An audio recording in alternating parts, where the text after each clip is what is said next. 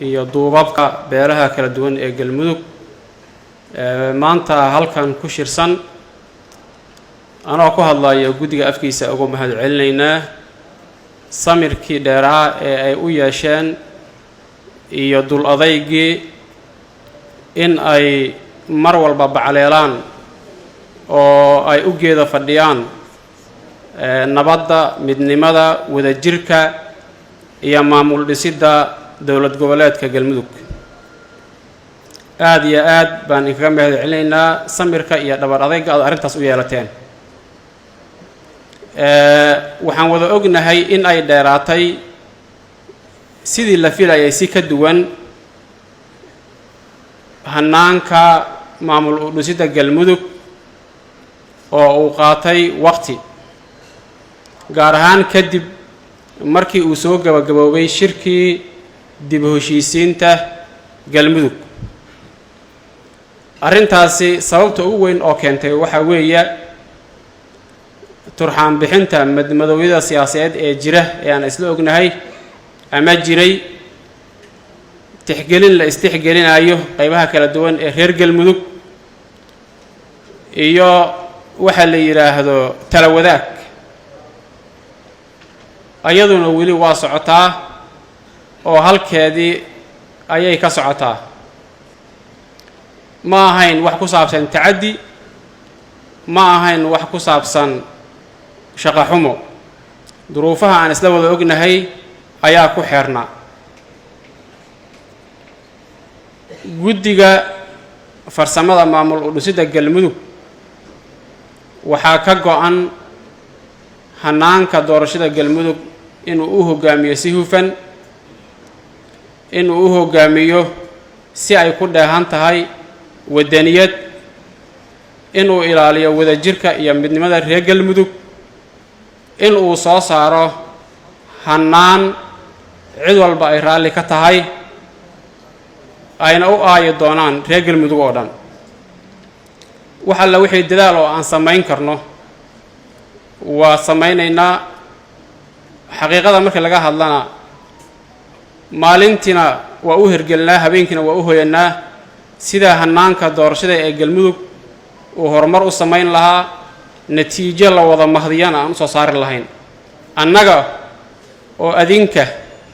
idinkaashanayna aaminsan oo og in natiijo wanaagsan laga soo saaro galmudug inaad adinku hoggaan u tihiin la'aantiinna wax soconaya aysan jirin waxaan rabaa saddex qodob in aan ku soo gabagabeeyo inta kalena waxaan ku wareejinayaa guddoomiyaha guddiga asagaa noo faahfaahin doono qodobka koowaad waxaa weeye odayaasha dhaqanka ee reer galmudug ee maanta halkan ku shirsan waa kulan guud iyo madal guud oo lagu wada maamuusayo odayaasha galmudug ee maanta goobjooga ka ah halkan ama joogay dhuusamareeb kulan guud iyo madal guud oo lagu wada maamuusayo weeye waxaan ognahay in aan qalbiga u wada taagaynay ama aan la soconnay in uu soo baxay hannaan doorasho in la wada filayay xaraynta odayaasha saxiixayaasha ah arrintaasi weli sidii bay u socotaa kulankan maanta aan isugu nimid kama dhigna in loogu yeeray madasha intii loo aqoonsanaa saxiixayaal inay yihiin waxaa kulankan isugu yimid odayaashii guud ee deegaanka joogay ee u yimid ama diyaarka u ahaa in ay hana qaado waxa la yiraahdo doorashada galmudug ka shaqaynta liiska odayaasha saxiixayaasha ah wuu socdaa wuuna soo bixi doonaa hadduu ilaahay yiraahdo sida ugu dhaqsiyaha badan taasna waa qodob aan rabo inaan baraarujiyo macnaheeduna waxaa weeye kulankan wuxuu ka dhigan yahay ama saxiixa ha ahaado ama yuusan ahaanin oday dhaqameed walba ama hoggaan dhaqan walba oo reer galmuduga inaan laga maarmin hanaankuna qof walba wuxuu uga aadayaa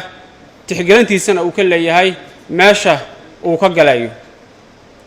marka qodobkaasna waxaan rabaa inaan yara tilmaamo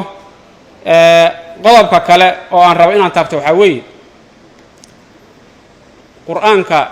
ilaahay subxaanahu wa tacaala tawfiiqda wuxuu ku sheegay 3 jeer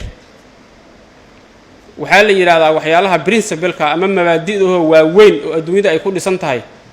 oo sida ugu kooban qur-aanka lagu sheegay ayay tawfiiqdu ka mid tahay macnaheedu marka waxaa weeye tawfiiqdu in ay tahay shay naadir ah oo muhiim ah weeye inay tahay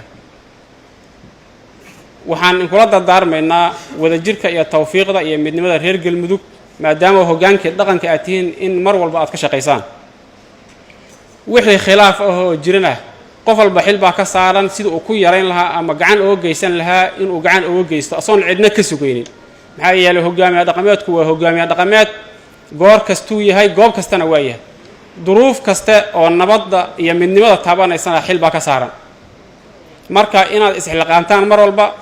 oo nabadda iyo wadajirka galmudug aad u taagnaataan waa idin xasuusinaynaa idinma dardaarmayno maxaa yeelay waa xilkiina joogtada ah qur'aanka waad aragteen inta jara looga hadlay wactasimuu bixablillaahi jamiican walaa tafaraquu ilaahay subxaanahu wa tacaala wuxuu leeyahy ilaahay xarigiisa qabsada wactasimuu markii la leeyahay dadka naxwaha yaqaana cariyo oo yaqaana waa jamac ummaddoo dhan baa lala hadlayaa ayadoo ay jamac tahay haddana waa lasii ta'kiidiyey waa lasii adkeeyey waxaa la yidhaha jamiican dhammaantiin ayadoo intaas laga fahmayo inaan la kala tegin oo la midooba haddana waxaa la raaciyaa walaa tafaraquu ha kala tegina intaasoo dhan waxaa la adkaynayaa midnimada haddii aan midna lahaanin oo tawfiiq iyo wadajir uusan jirin maxaa dhacayo aayad kaloo qur-aanaa sheegtay walaa tanaasacuu fatafshaluu watadhaba riixukum wasbiruu in allaha maca asaabiriin ha iskhilaafina maxaa yeeley haddaad iskhilaaftaan 2 natiijaa dhalanayso marka koowaad waa fashilmaysaan marka labaadna awooddiinaa tegayso maxaa yeeley awooddu midnimaday ku jirtaa waxaan idiin dardaarmaynaa maadaama dhaqankii hoggaanka aad tihiin madaxii iyo kurkii galmudug adinkaa ah cid walboo adinkaan ahayna adinka inkaabaysaa taladiinnay kaabaysaa waxaan idiin dardaarmaynaa midnimadaasi iyo wadajirkaasi in aad u istaagtaan weliba xilligan hadda aan ku jirno oo ay aad muhiimka ugu tahay horumarka iyo horsocodka galmudug qodobka ugu dambeeyaan kusoo gabagabaynaya waxaa weeye waxaad ogeydeen inuu jiray wada xaajood ama uu jiro u dhexeeya madaxda dowladda iyo culammada ahlu sunna waljamaaca kaasoo ku saabsan taabagelinta midnimada iyo hanaanka doorashada ee galmudug guddigu asagoo guddi farsamo oo shaqadiisa u taagan dowladda federaalka iyo madaxeeda wuxuu kula taliyey dowladduna ay u taagan tahay guddigana ka dhegaysatay awalna ay ka shaqaynaysay haddana ay ka shaqaynaysaa siday hanaankaas wadaxaajoodka uu u furnaan lahaa oo u socon lahaa oo horumar uu samayn lahaa oo albaabkaas uusan marna u xirmeen welina arrinta ayaha waa ku talinaynaa maalin hore markii uu guddigu soo saaray habraacuna guddoomiyaha iyo guddigu waa ka hadleen arrinta ayada oo fariinta ayadaa dowladda waa gaarsiiyeen taas marka waxaa weeye fariintaasu anaguna waa jeedinay dowladduna waa aqbashay albaabkii asaga ahaana sidiibu u furan yahay culammada ahlu sunna waljamaaca waxaan rabnaa hal fariin ah in aan gaarsiino ama talo ah taariikhda iyo abaalka deegaankan culummadu ay ku leeyihiin waa la ogyahay ama guddiga ha ahaadeen ama odayaasha dhaqanka ha ahaadeen ama dowladdu ha ahaatee cid ka abaal dhacayso ma ay jirto laakiin marxaladda maanta la marayo iyadoo la tixgelinayo waxaan culammada u dardaarmaynaa iyaga taariikhdoodana inay caymiyaan hanaanka doorashada galmudugna ay ceeb tiraan oo sida uu u qaadan karo ay qayb uga noqdaan